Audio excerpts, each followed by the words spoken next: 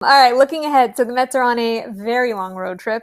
So they face the Angels for 3 games, and then they have one game, like a postponement made up game against the Cardinals, and they go to Colorado, and then they finish up with a weekend in Seattle. Which of these series are you keeping your eye most closely on, Andy? The Seattle one's pretty interesting because they had a nice deadline, some momentum there from a few of the pieces that they added, and that's sort of a team like the Mets that's a little bit of a some real strengths. You're not sure exactly where it's going, so it'll be interesting to see how they look against each other. And Jim, which player are you keeping your eye on the most during this? Oh, okay. That's a good little twist you got there. I would say that Alonso for me. It's been kind of modest what he's done so far.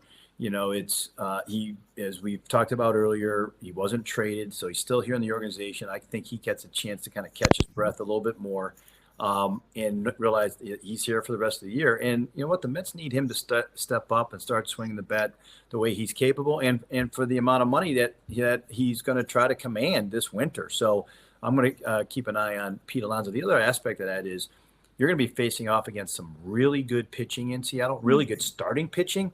And so if you want to prove your worth on the free agent market, go knock around a couple of those good starters there in Seattle if you're Pete Alonso. So he's a guy, if you're just narrowing down to one, that I am really curious to see how he does.